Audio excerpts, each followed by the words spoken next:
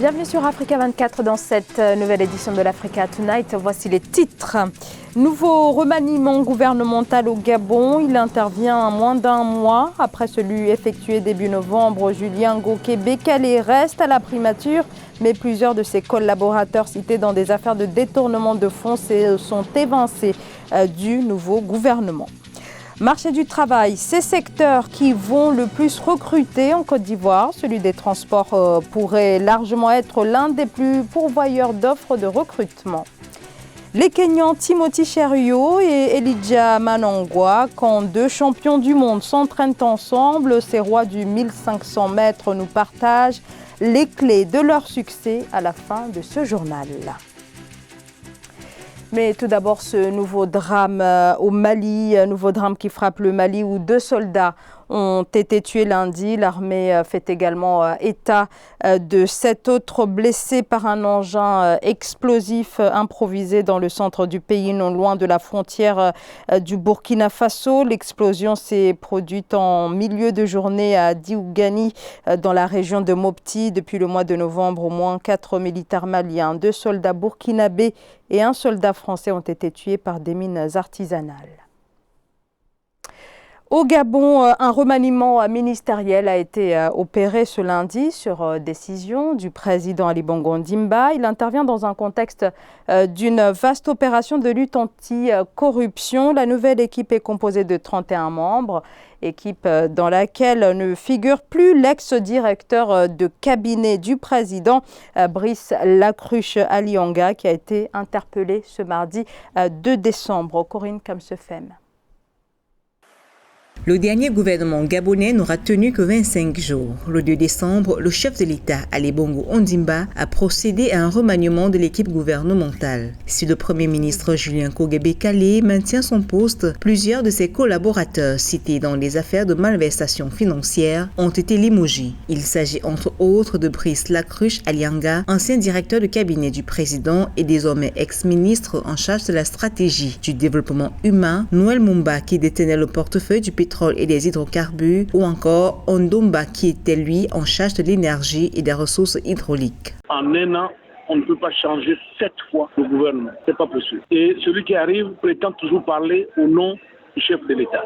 Nous avons depuis hier donc un remaniement où certains ministres sont partis, ce qui est insuffisant vu l'ampleur du désastre financier parce qu'il s'agit de milliers de milliards qui ont été détournés. Le dit remaniement intervient quelques jours après le lancement d'une vaste campagne anti-corruption baptisée Scorpion. Les opérations de police au sein de la haute administration ont abouti à plusieurs interpellations de hauts fonctionnaires, notamment Brice Lacruche Alianga et Noël Mumba ce 3 décembre. Ceux-ci ont souvent été cités dans des affaires de détournement de fonds publics. Nous, en tant que travailleurs, nous sommes choqués à cause des sommes détournées. Quand on nous impose des mesures d'austérité, que le pays va mal économiquement, or là nous avons la preuve que le problème du Gabon, c'est un problème de gouvernance, c'est pas un problème d'argent. Et que nous, les travailleurs, nous n'allons pas continuer à être les marchepieds de ces détourneurs. Alors que certains considèrent l'opération Scorpion comme un règlement de compte, le Premier ministre précise qu'elle répond surtout aux attentes des populations gabonaises qui aspirent à de meilleures conditions de vie garanties par une administration intègre et efficace.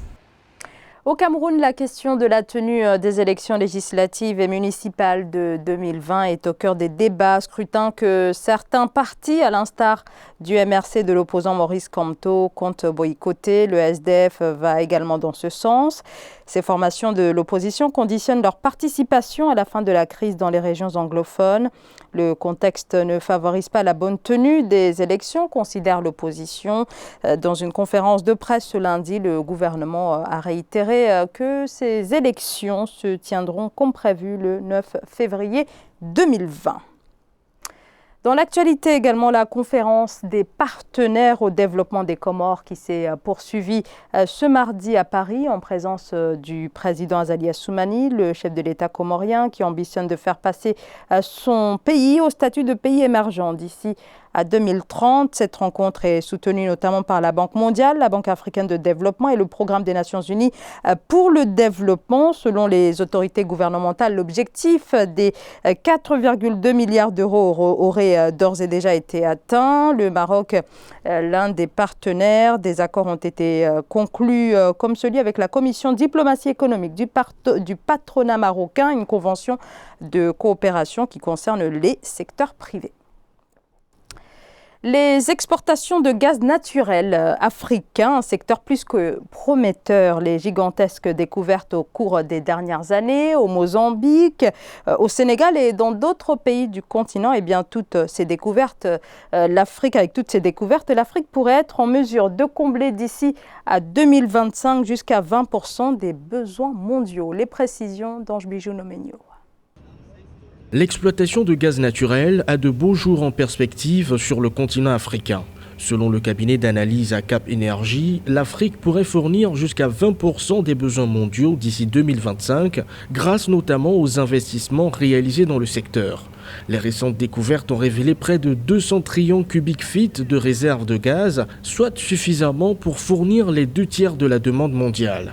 Une chose est d'avoir cette appréciation de la communauté internationale, mais une autre est que le pays soit suffisamment fort, suffisamment souverain, suffisamment organisé pour tirer effectivement bénéfice de cette exploitation. Parce que, encore une fois, ce ne sont pas des compagnies nationales qui exploitent ces grandes réserves, mais des compagnies des multinationales étrangères qui sont souvent plus puissantes que les États africains. Si en 2018, l'Afrique subsaharienne fournissait 10% de la production globale de gaz naturel liquéfié, des études prévoient qu'en 2025, cette capacité de production africaine aura augmenté de 150%. Une telle croissance sera conditionnée à l'investissement de plus de 75 milliards de dollars, dont les 2/3 doivent être injectés au Mozambique.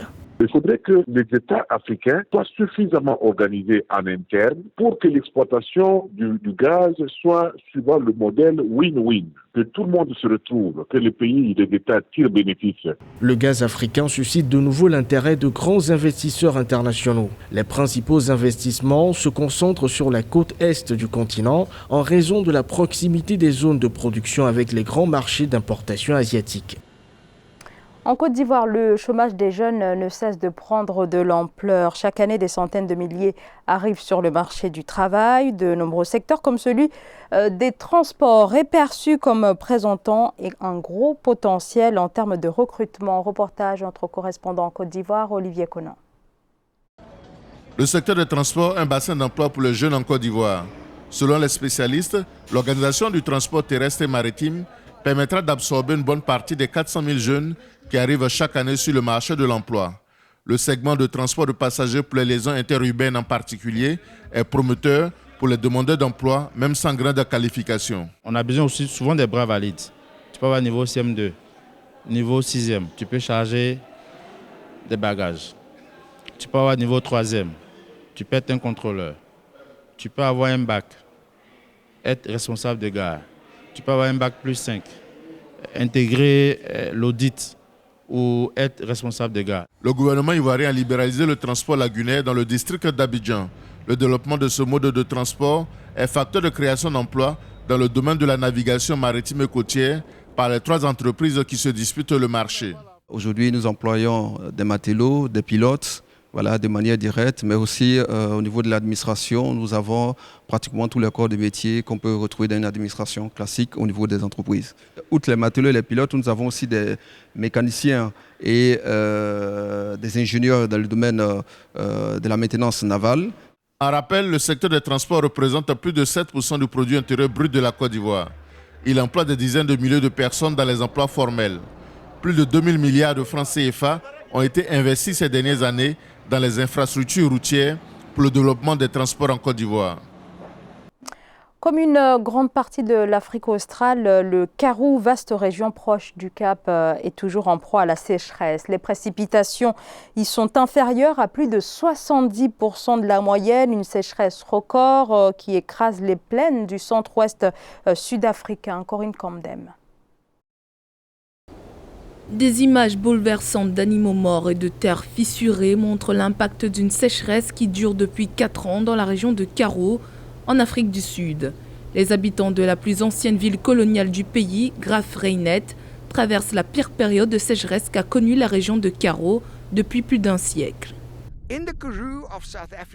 Dans le Karoo d'Afrique du Sud, et je suppose dans toutes les régions semi-désertiques du monde, Dieu fournit de l'eau potable et la conserve de deux manières.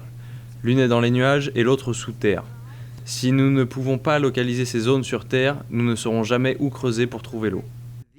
Les données de l'Administration nationale américaine des océans et de l'atmosphère indiquent que Karo a été confronté à un été anormalement chaud avec des précipitations inférieures de 75% à la moyenne. Selon les Nations Unies, à cause de la sécheresse, 45 millions de personnes sont confrontées à la faim en Afrique du Sud. Cela a eu un impact terrible sur nous et comme vous pouvez le constater, le bétail et notamment les chèvres angora meurent. Les conséquences du réchauffement climatique sont plus que palpables. L'organisation caritative sud-africaine Gift of the Givers achemine de l'eau par camion vers les cantons et réalise des forages. Cependant, les eaux souterraines sont limitées et les habitants déjà en difficulté ont été instamment priés de réduire au maximum leur consommation d'eau. Le cinéma rwandais est en pleine ébullition avec des productions qui connaissent un véritable tournant. Une industrie qui se développe grâce à une nouvelle génération d'acteurs, mais aussi de réalisateurs, dont les productions ont été présentées dans le cadre du Festival européen du film au Rwanda. Reportage notre correspondant Fraternanda Kaisenga.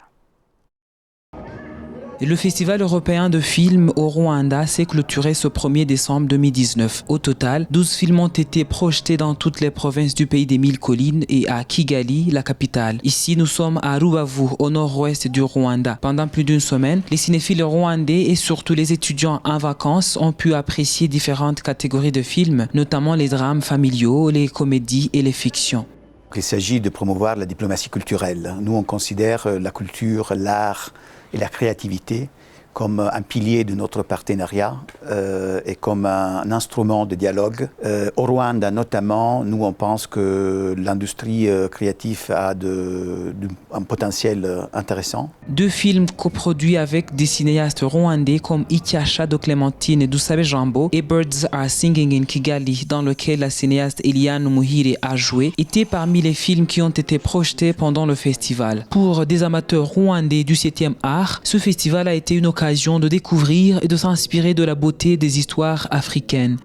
J'ai aimé le côté éducatif de tous les films qu'on nous a montrés. Des histoires surtout africaines auxquelles on s'identifie facilement. J'ai aimé celui qui parle de la vie d'un jeune Africain qui part développer son talent de footballeur en Espagne. Je le trouve très proche de notre réalité en tant que jeune Africain et surtout il est plein de leçons de la vie pour un jeune qui veut réaliser ses rêves.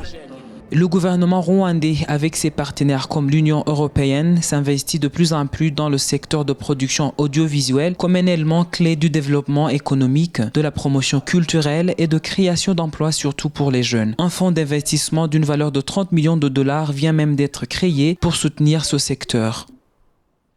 Timothy Cheruiyot, l'espoir olympique, le Kenyan qui a remporté en octobre le 1500 mètres au championnat du monde d'athlétisme de Doha. Aujourd'hui, il est poussé par son compatriote Elijah Manangwa, 26 ans, qui fut également le champion du monde au 1500 mètres jusqu'à ce que Cheruiyot remporte le titre cette année. Aïssatou Diamanka Beslant.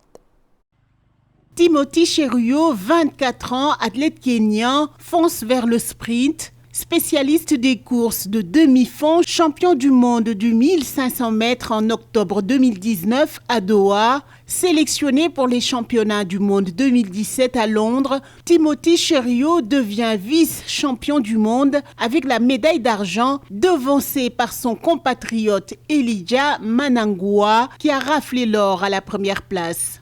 Aujourd'hui, il s'entraîne avec son coéquipier, un moment de répit sportif pour penser aux prochaines compétitions. Je prie pour entrer dans la prochaine équipe. Mon objectif, c'est les Jeux Olympiques. J'ai repris l'entraînement, je dois maintenant travailler dur pour mon but. Souvenir amer en 2014, lors des championnats du monde des moins de 20 ans au Kenya, Timothy Cheruiyot s'est vu classé à la 3e place, passant à côté de son rêve de finir premier sur le podium. Bernard Ouma entraîne ce couple d'athlètes hors normes depuis des mois. Ils aiment leur rivalité fraternelle, louant la vitesse d'Elijah Manangwa, l'endurance de Timothy Cheruiyot et leur volonté de se surpasser. Voici un athlète très fort avec un style de course robuste qui est arrivé à la 3e place d'un championnat non cadré, non coordonné. C'est grandiose. Alors quand j'ai vu son endurance et aussi la déception sur son visage après avoir couru 1 minute 45 secondes et 91 centièmes sans entraînement adéquat, sans technique appropriée, c'est là où l'intérêt de m'occuper de ces entraînements m'est venu. Timothy Cheruiyot a remporté le trophée de la Diamond League pour la 3e fois consécutive au championnat du monde des 1500 mètres à Doha en octobre. Il termine en 3 minutes 29-26 secondes, soit plus de 2 secondes d'avance sur l'Algérien Taoufik Marlouf. Ce journal a été réalisé par l'ensemble de la rédaction. Merci de votre fidélité. Dans un instant, une nouvelle édition de l'actualité sur Africa 24.